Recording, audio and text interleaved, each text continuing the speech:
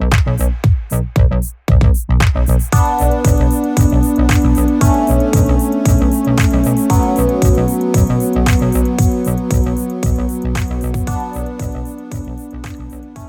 to the Evolve Podcast, an open forum on personal growth and cultivating a positive mindset. I'm your host, Joe Fitzpatrick. Today on the show, we have Mario Mejia. Mario is a small business owner and Ironman triathlete. He is the owner of M3 Handyman, which he owns and operates with his brother. Mario has been in business as a solo entrepreneur ever since leaving his corporate job to pursue a life he's passionate about. And he has overcome homelessness, he's overcome alcoholism, and so much more. Now, Mario, I understand that you used to be sponsored by No Limits Nutrition Center for your first half Ironman At some point. Yeah, for the first full Ironman. Okay. I originally heard about you through No Limits. I'm a friend of the owner, Joe Kincaid, and he told me about your first Ironman that you did and that you said you would never do another one again. That's right. But yeah. I know you're training for a new one now, right? Correct. So I want to talk about that decision that you made to go for it again and do another Ironman race. Can you tell me about that and like what your process was for getting to that decision? Okay, so I'll go ahead and start with the first one. Basically, I had hit the lowest point in my life. It was a perfect concoction of getting a DUI, going to jail, losing my license, all while I had just renovated a camper, turned into a tiny home, and moved out in the middle of nowhere. And so I did all of this thinking I'd still have my license, but ended up getting a DUI. So I was stuck in my little place with no license, and my girlfriend at the time, who's now my wife, she had dumped me because I just wasn't doing anything productive with my life.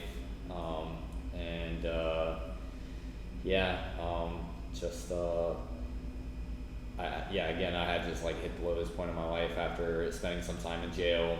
It was mandatory of 5 days in jail with that DUI, and after she had just broke up with me like 2 days before I went into jail, and sitting there looking around, realizing what I'm doing with my life and all the things I've done wrong that have led up to that moment. And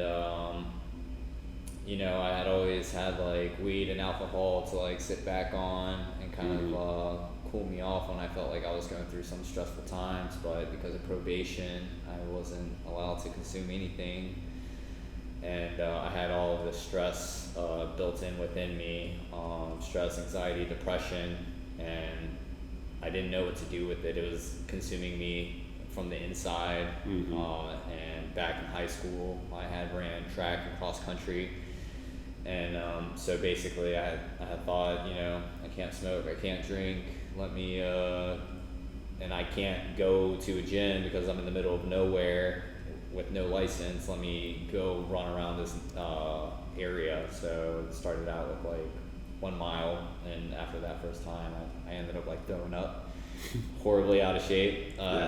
Like prior to that, I was consuming maybe like 4 to 5 bottles of wine to myself a week, for no reason, just alone in my little camper. And anyways, I was extremely out of shape, and I found myself feeling a lot better after doing that run. And so I was like, let me do it again. And so I'd done it again and again, and I was like, I need to kind of do something crazy to alleviate all of this stress and anxiety that was eating me up.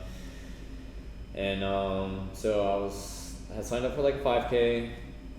That evolved into wanting to do a marathon, and then in the middle of training for that marathon, I just felt like it wasn't fulfilling enough, and so I signed up for a half Ironman.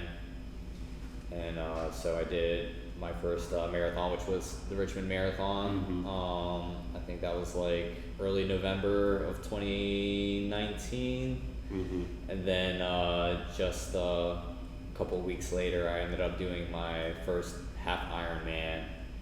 And I had completed that half Ironman, and the same thing happened to me after, with the 5K and the full marathon. I was like, I don't feel satisfied, and I was like, I kind of need to do something bigger, something that's going to push me out of my comfort zone and something that can propel me to grow. So I ended up signing up for a full Ironman, and that was in Cozumel, Mexico, set for November of 2020. After a full year of training, I went on to do it, and yeah, just like you said, after doing that full Ironman, I was like, I'll never do this again. This is exhausting. It was nearly 15 and a half hours to complete the race, and I kind of found myself slowly falling back into my old ways, and learned that I am a goal-oriented person. I need something set ahead of me to pursue, because if I don't, I just loaf around. I just want to be the best person that I can be, something I promised to my father before he passed away. So that's where I'm at. Let's go back to your early days and talk about those destructive days, which I can relate to. I mean, I struggled with alcohol abuse into college. I didn't drink in high school, but I got more access to alcohol when I was in college, and I joined a fraternity, I joined a rugby team, and those were two subcultures of my college campus that were really enabling of alcohol abuse and toxic masculinity. So I sort of latched onto that as part of my personality at that time, and it led me to decisions that I'm not proud of, and it really drove me into a deep depression that I needed to dig myself out of years later. After I started drinking, I got an underage possession of alcohol charge, and then a couple of years later, I got arrested for drinking in public, which was dismissed in court. And then after college, I got arrested for a DUI as well. And that set me on a path of self-discovery and healing from my past. And running was one of the things that helped me to do that. I wanted to be healthier, and I saw running as a way to get active and lose weight. So let's talk about how you got into running in the first place. Can you tell me about that? I mean, it was more of just like a corporate sponsored race, and they were looking for employees to sign up, and I had nothing else going on for me, so I was like, all right, let me just, I'm already running like a mile here and there, why not, do this 5K, and so that's kind of what got that started. I would say, I knew I had like a passion for endurance training, probably back in high school though, specifically after like finding out that my dad was diagnosed with cancer. I was running cross country at the time and had never ran more than like 5 miles in a day, and I just remember being so frustrated that day that I just went off and ran like 10, 11 miles just out of frustration, and I mean, I don't think, at that moment I would have realized where that would lead me to where I'm at right now, but that's kind of like, I think that's where now that I reflect back, I can say, at this time, this is how I learned to release stress in a healthy way. Yeah. Yeah, and then that slowly evolved into doing Ironman. So Right. yeah. And I'm sure there was a big evolution over time in terms of your diet and your training style. And, you have to make big changes in your life in order to do big races like this Ironman, half Ironman. I'm a big fan of John Joseph. Are you familiar with him? John Joseph, I Yeah. can't say I am now. He's the lead singer of the Cro-Mags. It's a hardcore punk band, and he's an Ironman triathlete. He's got a bunch of tattoos. I met him.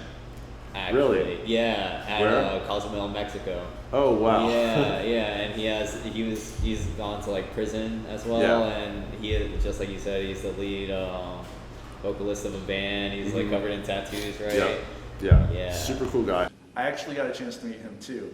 It was in 2018 or 2019. It was before the pandemic. He was in Richmond for a vegan event. I've been vegan since 2017, and that's another reason for me to like him. But he was doing a book signing and a speaking gig, and I got him to sign a copy of his book, Meat is for Pussies, and I also picked up his book, The PMA Effect. He's been really inspirational for me in my personal growth journey, so it was really cool to get to see him and have that connection with him. So can you tell me more about how your lifestyle has changed over time in your pursuit of becoming an Ironman? I mean, there was a lot of moving gears to that. Yeah, First I bet. off, it was absolutely like cutting out alcohol and weed, and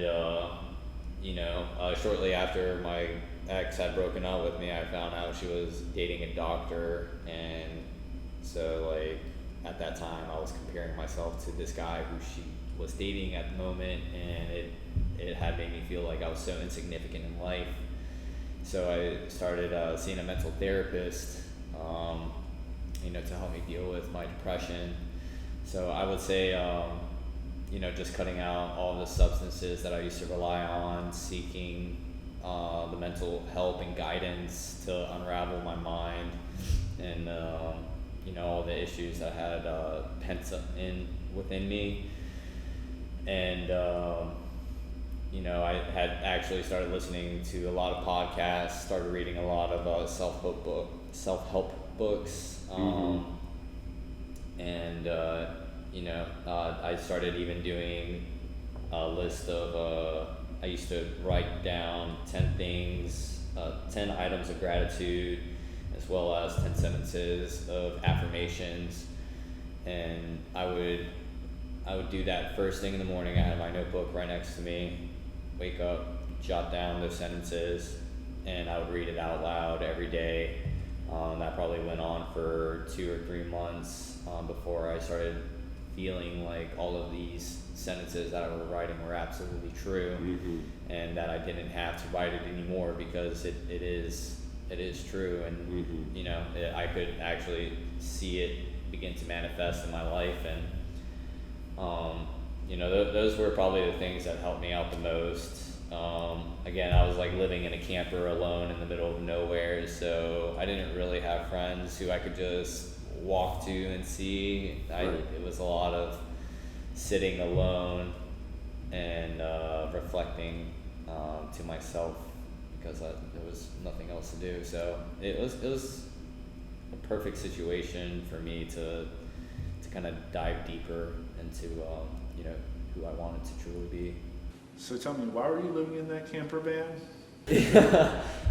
So at that time, probably just like 6-7 months prior, had found out I was living with my mother at the time, and found out that she was abusing crack, and I didn't want to be around that at all, and so I wanted to aggressively save and kind of pay off my college tuition, and so I had bought a camper off of Craigslist for like $3,000-4,000 and wanted to modernize it a little bit, put a little fireplace, and found a guy out in the Sandston area to let me park my camper on his yard for $200 a month. And so this was my idea of saving money. But ultimately I ended up just getting stuck out there with no license. But I'm glad it all happened the way it did. So you were living out there, and then you got your DUI, right? Exactly. Probably just like a month and a half into living in my camper, I ended up going downtown Richmond and went to like a bar and had a flask on me and thought it would be a good idea after cutoff hours to continue drinking with the flask I brought in. So, and then, I was going 45 miles per hour on the highway, driving too slow, and got pulled over for that. So, oh man, wow. Well, it sounds to me like in hindsight it was a good thing. You're obviously on a much better track now, and things are going in a much better direction. So I'm happy for that. Yeah. You went to jail for that though, right?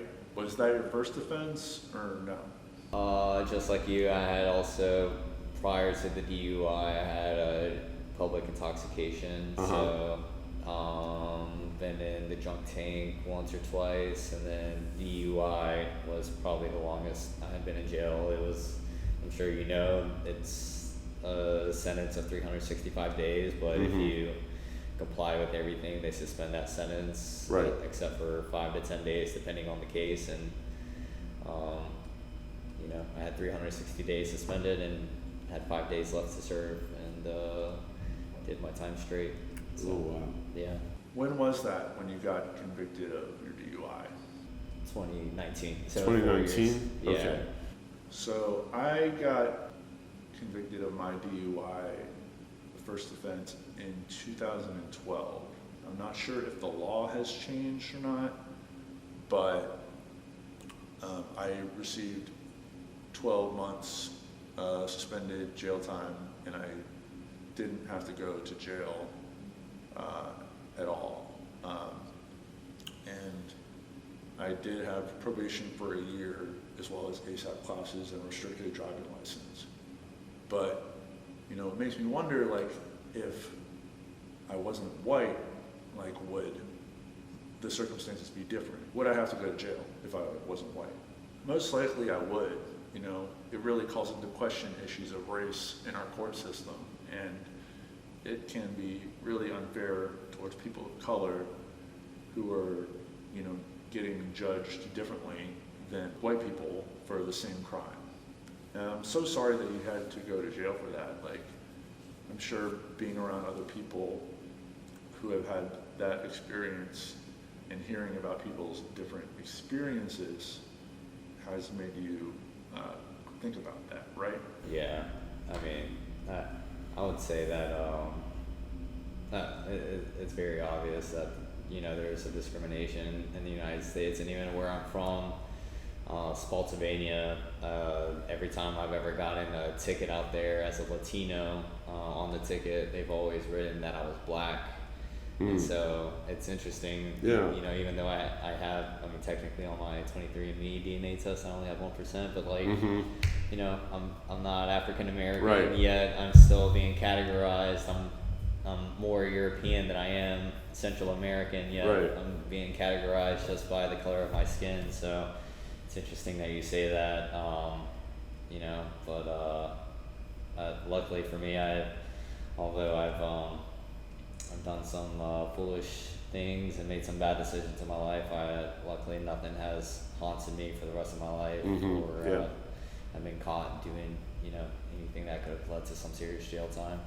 Yeah, for sure. Yeah. I know you were working in a corporate job prior to starting your own business. Can you talk about that? Both of my parents are entrepreneurs. Like, they both had their own used car dealerships, and it's very small, like mom and pop type of business. And I had always admired my parents for coming into this country at 18 years old with like $300-400 in their pocket, working 3 to 4 jobs, and eventually, running their own businesses. And of course, they came into this country wanting a better future for their children, and I respected that, and wanted to be the first in my family to ever have attained a higher education. And I'm happy I was able to go to VCU and get my 4-year degree, bachelor's in marketing and psychology. And I did go down the corporate route for a little bit, but I will say that cancer runs aggressive in my family, colon cancer specifically, and it's taken out several family members in their early to mid 50s. And so I remember just reflecting a lot, sitting in the office, just doing mundane work where it's the same stuff every day, and I'm fighting, doing my best every day to get a promotion, knowing that I'm the hardest worker, having gone through homelessness, putting myself through college, having completed an Ironman, yet I'm still having to try to prove myself to these people who they've achieved higher education, but like haven't achieved further personal growth. And so they're, interviewing me, asking me to prove myself to them, and I just kind of got tired of that. And I remember, sitting with my team at work and looking at an older gentleman in his 50s, and all he's talking about is retirement, and all I could think to myself was like, I don't even know, to be honest with you, I don't even know if I'll ever see retirement. If cancer runs so aggressively in my family. Essentially, retirement is saving up all this money, and then at the age of 65, you get to write off for the rest of your life on your savings. And I just knew that this wasn't a realistic path that was for me. And so I kind of came to the conclusion that I needed to live life on my own terms. And I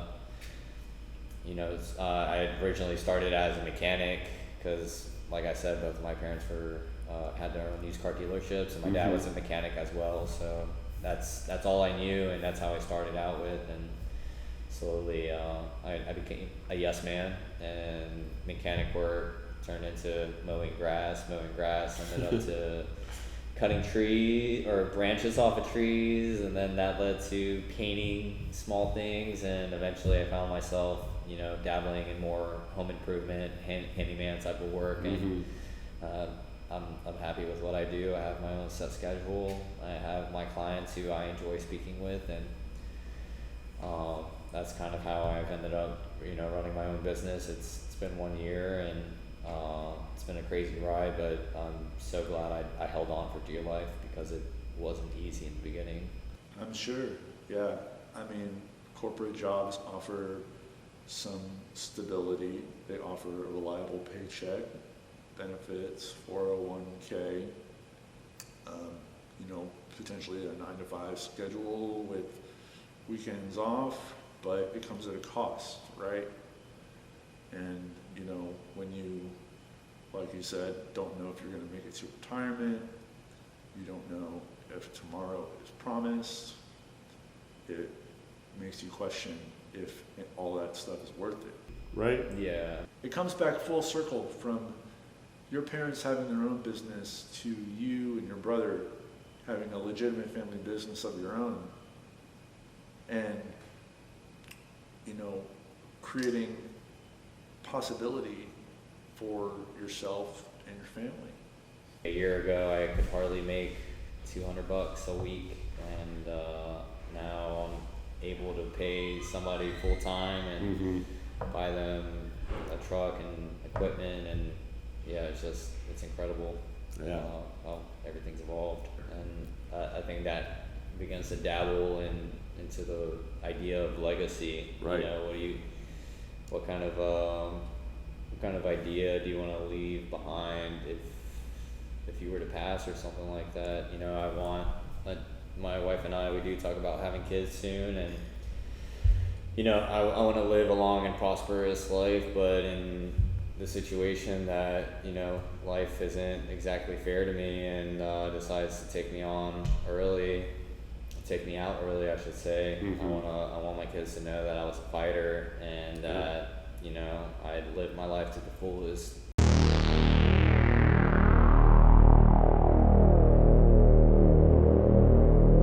Thanks for watching Evolve Podcast. This episode is brought to you by our sponsors. Evolve Goods was founded on the ethos that this podcast was started on. pursuing personal growth with a positive mindset. Our clothing are a reflection of that. Our first line, the Standard, which launched earlier this year, is now available on our website, evolvedgoods.co. And we will be launching our second line this summer called Soak It Up. So follow us on Instagram at evolvedgoods.co and check out our website for more clothing drops coming soon. This podcast is also sponsored by True Nutrition. Use Evolve Podcast to get 5% off all True Nutrition supplements. I'm personally a fan of their soy isolate vegan protein powder, available in a variety of flavors and strengths from light to heavy. They also have non-vegan protein powders if that's not your thing. I recommend the cookies and cream flavor in heavy strength, and I add it to waffles, oatmeal, and protein shakes. They're delicious. Check out their wide range of supplements at affordable prices that are third-party tested and verified for content quality. They are able to provide such great prices because their supplements come direct from the manufacturer without any marketing gimmicks or fancy labels. Visit truenutrition.com to supplement your workouts and nutrition. Use code EvolvedPodcast to get 10% off all weight train and athleticity gym gear and apparel. No matter what you need for your workouts, they have the gear to help you get it done. They have great clothes for the gym wear, for men and women. Visit weighttrain.com for all your gym gear needs. Last is not dead yet. Use code EvolvePodcast to get 15% off all clothing and accessories. The goat shorts and shirts are some of the most comfortable clothing I've ever worn, and they have the coolest designs. However, their drops are only available in limited quantities, so get your favorites while you can, and be on the lookout for other drops you're stoked on. Visit notdeadyet.com for clothing to remind the world you are not dead yet. Now, back to the show.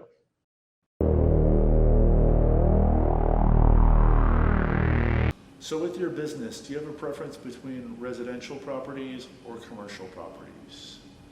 I don't really have a preference. Maybe more so like residential work, where like I'm going to people's houses. I get to meet, individuals, and I'm very personable with them, and I enjoy the small conversations that come along the way, and not something that could have happened in the office. Yeah. I feel free, driving around and just being to myself, knowing that if I really wanted to, I could call it a day and go home early. Not that I do, but Right. yeah. I would say more like residential stuff. A lot of my clients are people that I've grown up to know, and people through college or work. Right. So. And I know word of mouth is such a big part of promoting your business, especially on Instagram.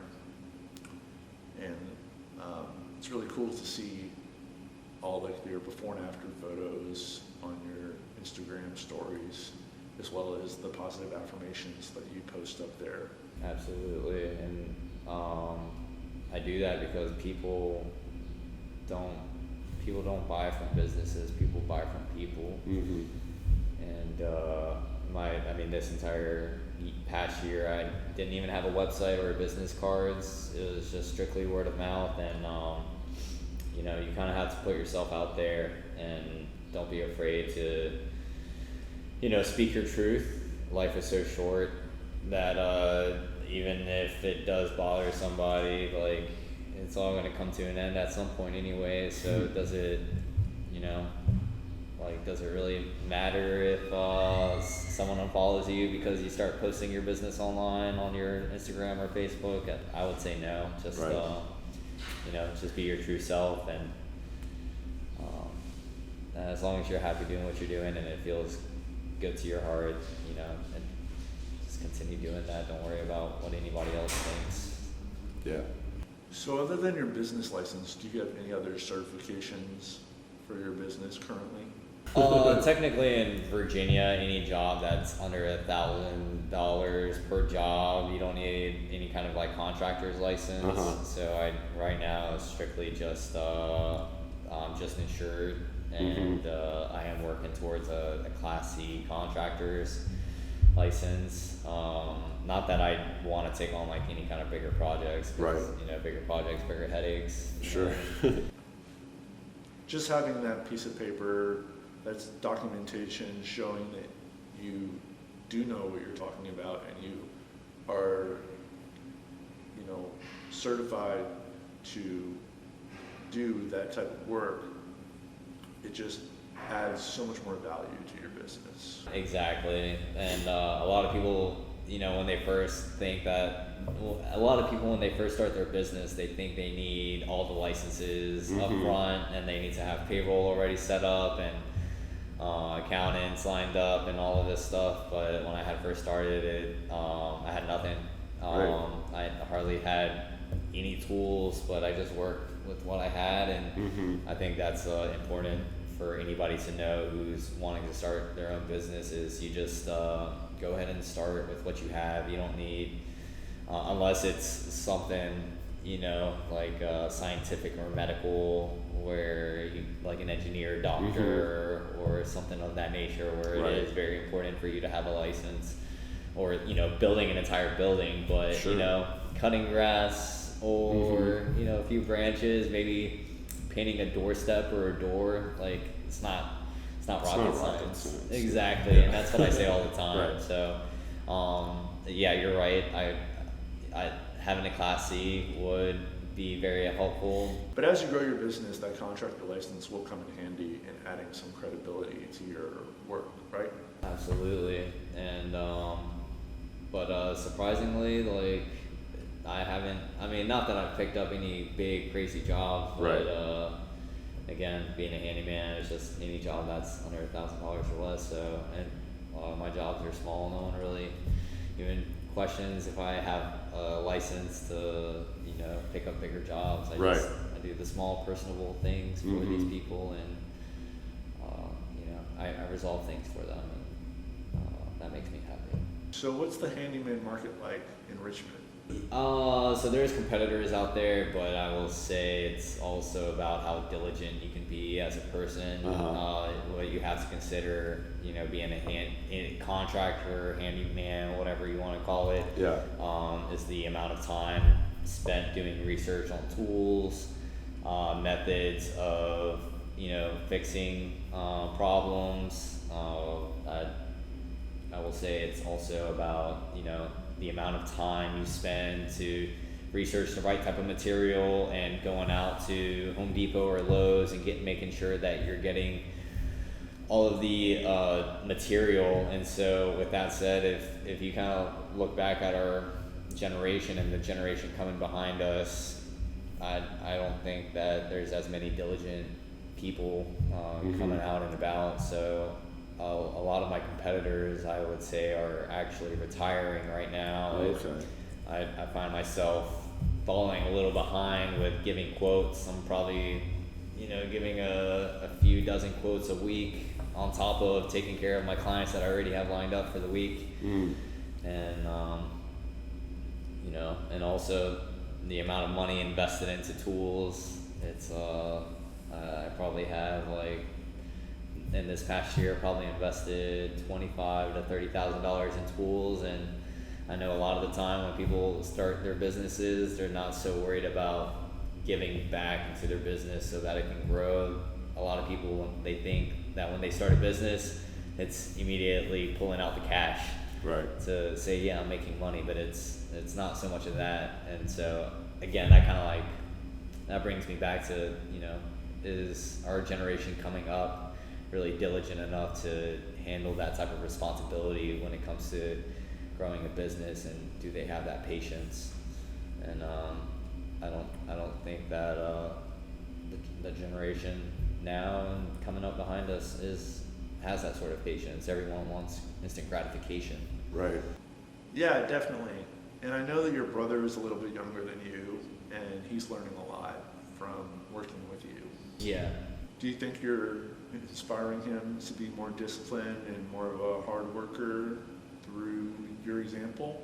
Oh, absolutely. And he looks at me as if I was already born with all the knowledge of like how to fix all the different things. But I will say that 9 out of 10 times, every time I've picked up a job in the past, I had no idea how to even resolve it. But I'm a solution-oriented person, and with YouTube, anything is possible. And so you just watch 3-4 different videos on YouTube and patiently watch to do the entire thing, and you'd be surprised at how much you can learn if you're willing to do the research and you're patient enough.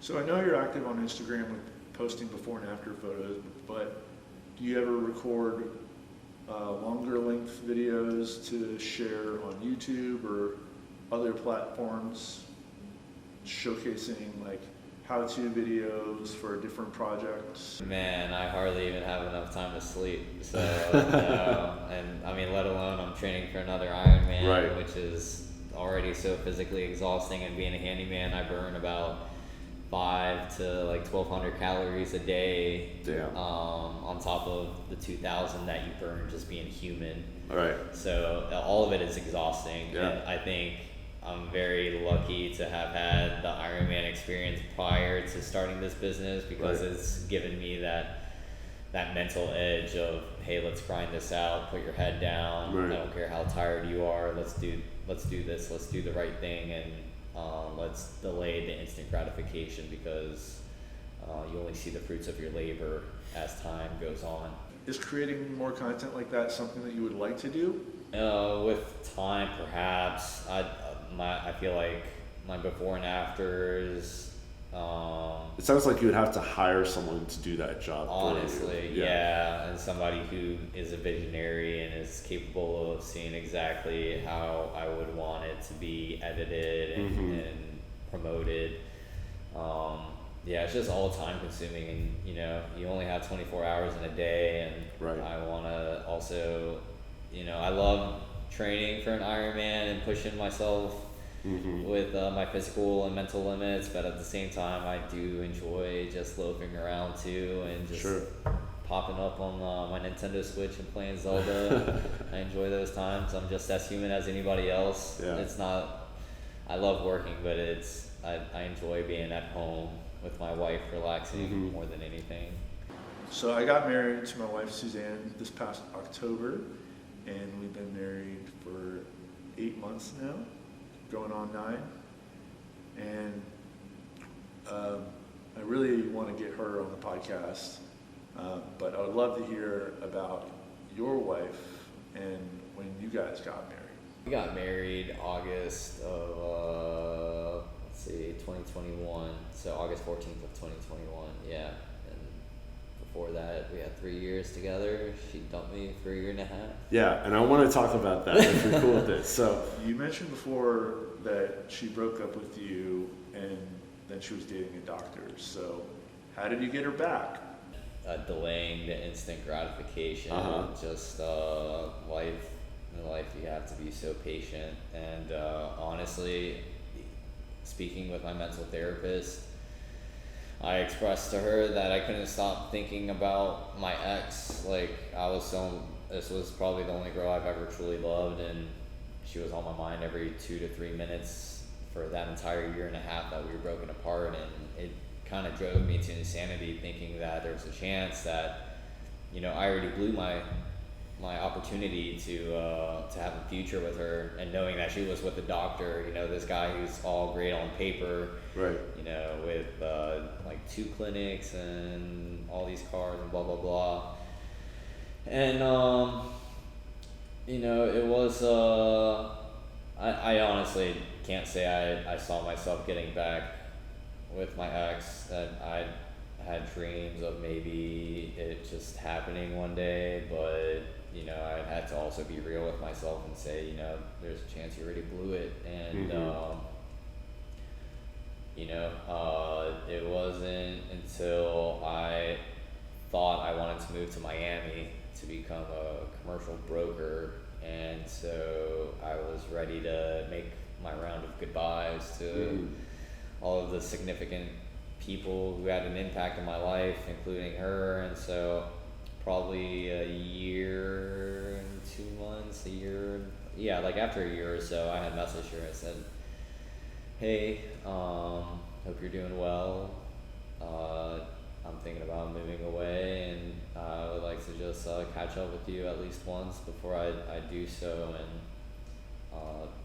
we had grabbed some pizza, and at that moment, I didn't even think anything of it. I honestly still had accepted that I had already blew my opportunity, but I think that just after that year, she could see the drastic change in me, especially knowing.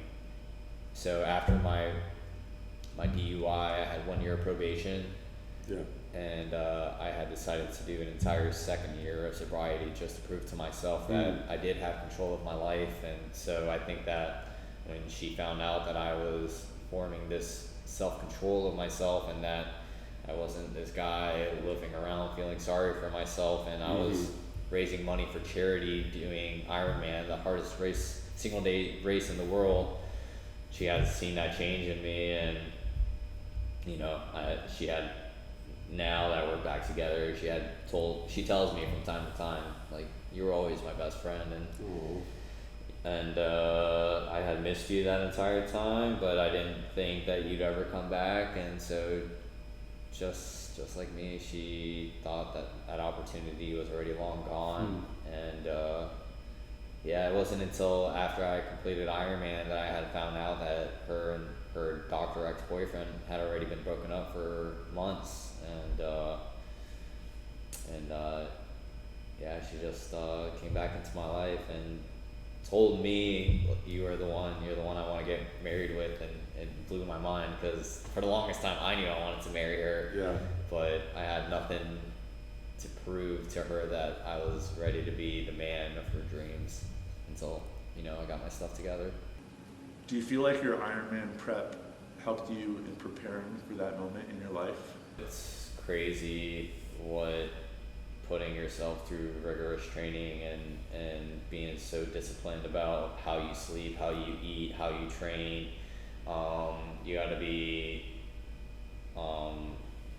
you have to plan out in advance, days in advance, what you're gonna eat before you even go on a 100-mile cycle, because it's not like you can just freestyle it and have 2 granola bars and a banana before you do it. Right. You have to put some serious thought into it. And so Ironman has taught me how to put my head down and really think about the future, and how to plan in advance and prepare myself with all the mental grit for any obstacle to come in my life. And so honestly, if it hadn't been for Ironman, I don't know if I'd be the person I am today. I don't know if I didn't get that DUI, if I'd be the person I am today. Yeah. It's been a perfect concoction of disasters to help me find the best of myself. Back in middle school, my parents went through a divorce, found myself being homeless with my father, and it wasn't until my junior year of high school I found out he had cancer. And we were still homeless at that time, and he was just doing his best to provide all the needs for my brother and I: food, water, shelter. For shelter, we'd drive all the way up to Maryland and sleep in my aunt's guest bedroom, and at 4 o'clock in the morning wake up, drive all the way back down here to Virginia so I could attend school as if nothing was happening in my life. I'm sure you and your brother are super close now, not just working together, but having the shared experience of going through homeless together with your dad. Trauma bonding is such a real thing, especially in families, so I'm sure you can relate to that. Absolutely. There's nobody else I trust more, besides my wife. There's nobody more I trust than my own brother. And just like how I was telling you prior to us hopping on this podcast, when I was trying to save up money so I could kind of push myself a little more ahead, he was letting me live in his second bedroom in his apartment for $300 a month so I could save up enough to buy a house, and the deal was returned, like, I'll let you live in my house. for $300 for a month for the entire year because that's what you did for me. And I mean, even when I lost my license and whatnot, he was there to give me rides to places when I really needed him. And then, you know, basically that's, I'm so glad that although my dad had passed away, he had left me behind with a brother. And I'm so grateful for him, and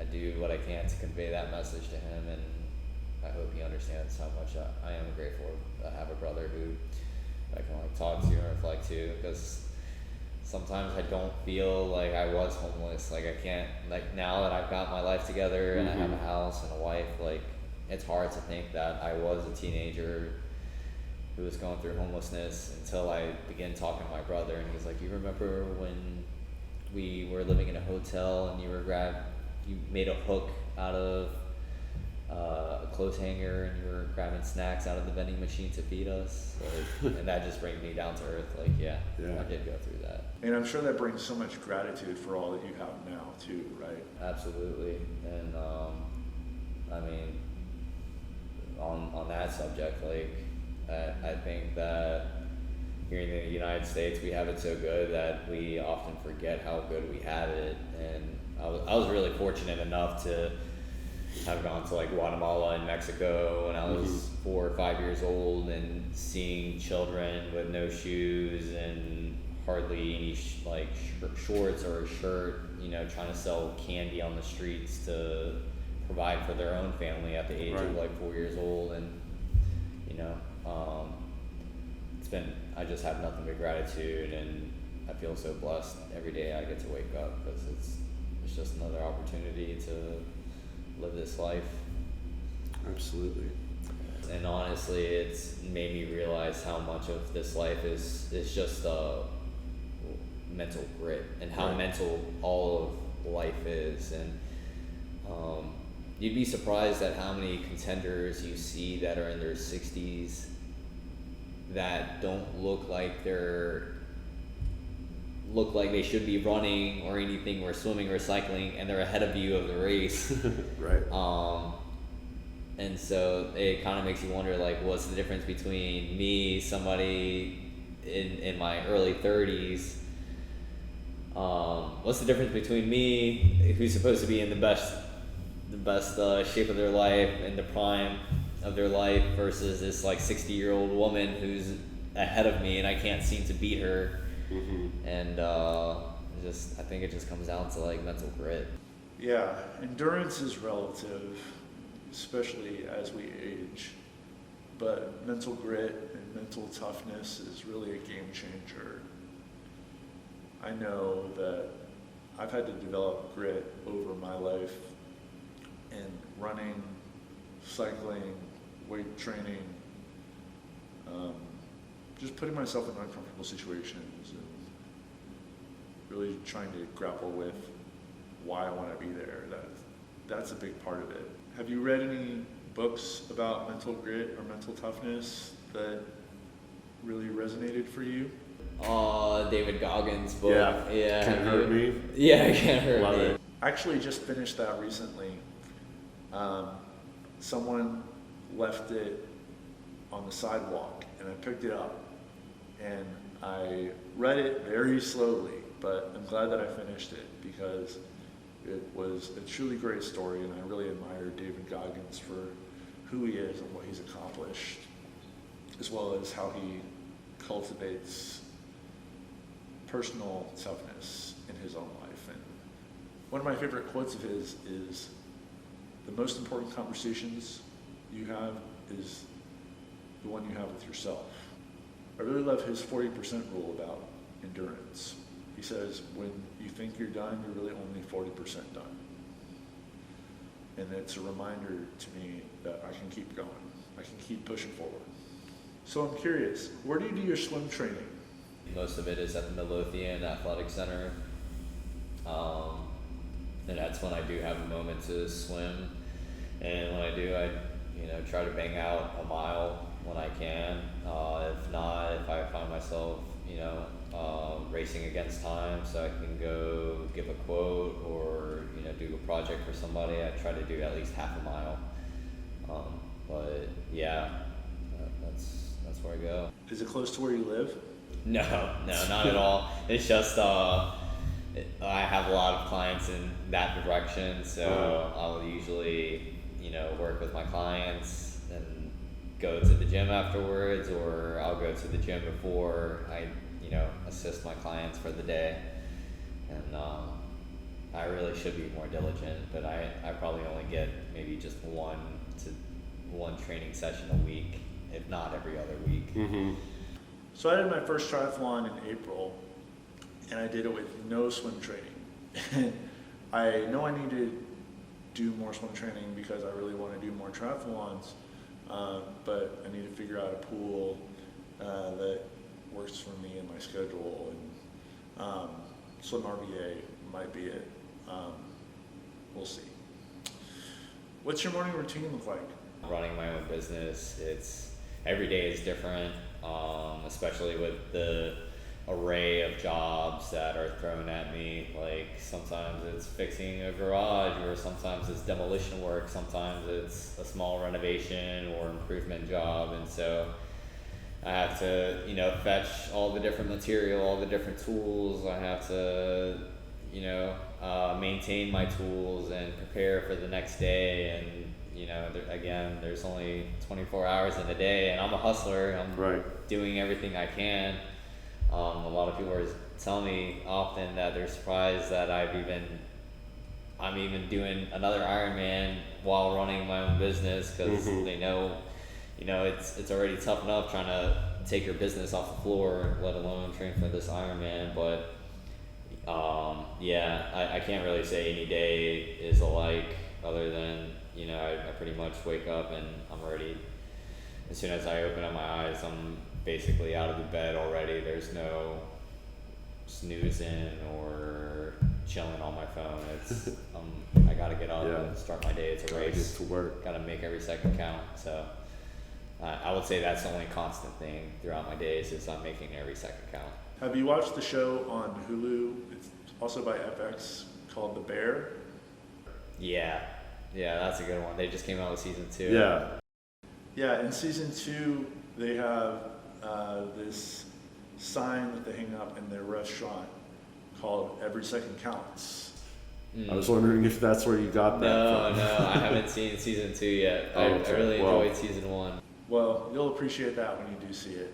Absolutely, yeah. So, every second counts.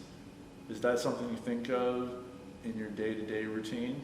Yeah, I mean, especially like I said, knowing that cancer runs aggressively in my family, and knowing that I might only have until the age of 50, 52 to live this life, and I want to make sure that I'm living it to the fullest, and God forbid that it takes me out earlier, but I just if it does take me out early, I want to make sure that I leave my wife in a good position, and my kids know that their father was someone who always made the most out of life and impacted a lot of lives in a positive way, and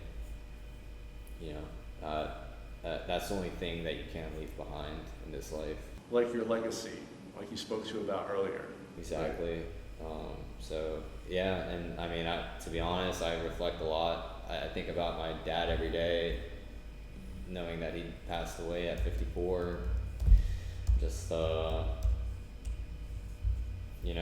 guess some people would say, oh, it's a feel bad for me story, but I think it's more of like hey, I'm happy for this guy because he's living a fulfilling life with intention, and as free as I want to be, and again, I say it again and again, but I'm doing what I want with my life while I have air in my lungs, and that's all you can do. And I know, and I think it's also one of the greatest blessings about being a human being is that knowing that one day we will die. Because if let's say we were to be able to live forever, how long would we be putting things off?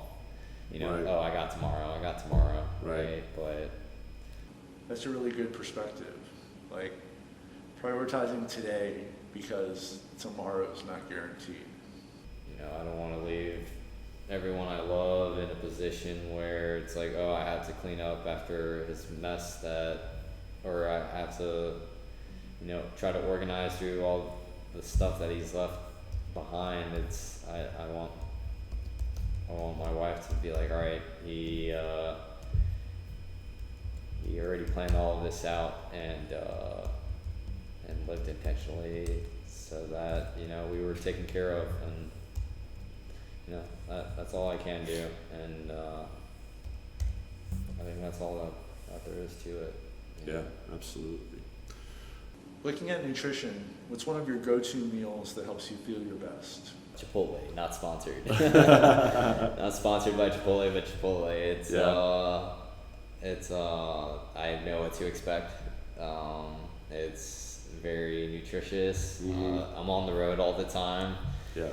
And I wish I could, make some meals ahead of time and keep them in my truck, but they would just go bad sitting in my truck because, there are days where I'm cranking out 12, 14 hours in a day, and, it's summertime, nothing's going to last in my truck. Yeah, sure. So what's your go-to Chipotle order? Let's see, I like to start out with a bowl and tortilla on the side, a scoop of half a serving of brown rice. We don't need all the carbs that we think we need unless you're training for something intense. And even then, I don't even take a full serving of rice. So I start out with just half a serving of rice, a scoop of both beans, half chicken, half al pastor, and then some veggies from the fajita with some guac, lettuce, pico de gallo, corn salsa, and to me that's a good Chipotle bowl. Sounds good. Yeah, what about you? So if I'm ordering from Chipotle, I'll get a burrito bowl with brown rice, pinto beans or black beans, depending on my preference for that day, fajitas. I'll get the medium salsa, and then I'll get lettuce and sofritas, which is the fried tofu bits. And then if I have the money for it, I'll get guacamole and sometimes chips. Right. And then just drown it in Chipotle Tabasco. Oh, really? Like a little kick? Yeah, I love hot sauce. My wife is a big fan of Frank's Red Hot, so if Chipotle had Frank's, I'm sure she would pour Frank's all over it too. I know she does eat Chipotle on her lunch break sometimes too. So last two questions, starting with our PMA Warrior of the Week. Who is someone who helps you to maintain a positive mental attitude? I don't know, maybe at this very moment it's my aunt that she's down in Guatemala. Her name is Alejandra, and she just found out, let me say first, that she's been living her life to the fullest every day. She climbs the volcanoes over in Guatemala once a week. Wow. If not once a week, at least once every other week. And I had the privilege of climbing Volcán de Fuego with her when I visited a few months ago.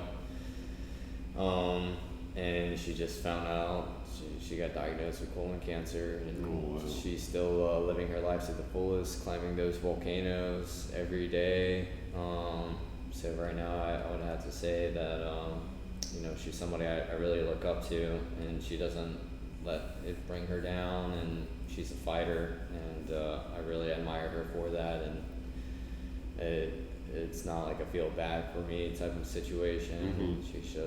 She knows that she's lived a fulfilling life, and I look up to her for that. Incredible. Sorry to hear about the diagnosis, all the same, man. I mean, I'm sure that's a major blow to you and your family. It's a wake-up call. Yeah. I mean, if you know that there's some kind of disease that runs strong in your family, be aware of it and take notes and do anything you can to prevent it. But I have to be cognizant that cancer does run aggressive in the family. Next is Mindset Moment. What is a quote or phrase that you use to help you stay positive in difficult circumstances? I see a "Be the Light" tattooed on you, so I think that might be it. I have, two quotes that kind of come to mind. "Be the light" was definitely something that stuck with me a lot during my first Ironman, and it was to share my story of, homelessness and alcohol abuse and other tribulations that I had in my life, and to share that with others so that they know there is a light at the end of the tunnel. And if you don't see it like that, then at least be the spark in somebody's passion for life. So that's kind of why I got "Be the Light," just be like a beacon of light, somebody that you can look up to or go to for advice. And you'd be surprised that, just trying to improve yourself over time, you'd be surprised at how many people you can inspire yourself. Yeah. And so, yeah, that's what "Be the Light" ties to. And, of course I got that tattooed on my forearm. Another thing that's been sitting on my mind a lot lately is that you are generations in the making. All of your ancestors behind you, all the blood, sweat, and tears, do something with your life, because although maybe you haven't sacrificed a lot, they have sacrificed a lot for you to be who you are, where you are today, and to not let that die in vain. So enjoy this life while you exist, and make the most out of it. So those are probably the top two that sit in my mind on a daily basis. I love that. You can't see it right now because it's on the back of my arm, but I have a lighthouse tattooed there by Joe Fessman at Yellowbird Tattoos. And I got it because it's a representation of how I try to be a lighthouse for other people, spreading light into darkness and trying to spread positive vibes to those who need it. So, yeah. And that's important, because if people like you and I didn't share our stories, people would think that it just continues to go downhill from here. But you need to share your story. That way people know that it is possible to change, and that it doesn't have to just go down this one path. Right. So, absolutely. Yeah, thank you for sharing that. Yeah, man, absolutely. Thank you. So if people want to connect with you, check out your work, follow along with you on your journey, where can they connect with you? Yeah, you can follow me on Instagram. I'm rico.chico on Instagram. It's the same thing on, not really on TikTok too much, but it's the same thing except with an O at the end. It's a 0 for Chico. And you can just find me on Facebook. I always welcome conversations with strangers or any followers. And it's there's hundreds of Marios, right? But it's Mario, Moises, Mejia, and it's like Moses except with an I after the O. So Mario, Moises, Mejia. And where does Rico Chico come from? I know you posted about this on your Instagram, how some people think Rico is your name, but it's not. Rico Chico in Spanish just means rich guy. So I don't know, it was just something I came up with in high school, college. Cool. Yeah, and then it stuck with me, and some people message me thinking that my name is Rico for whatever reason. Just, I guess, because I'm Latino. They're like, okay, Rico, your name must be Rico. It sounds like a visualization of the rich life that you're trying to create for you and your family. Yeah, perhaps a rich in life kind of guy. Yeah. Rich in life, so Rico Chico. Yep.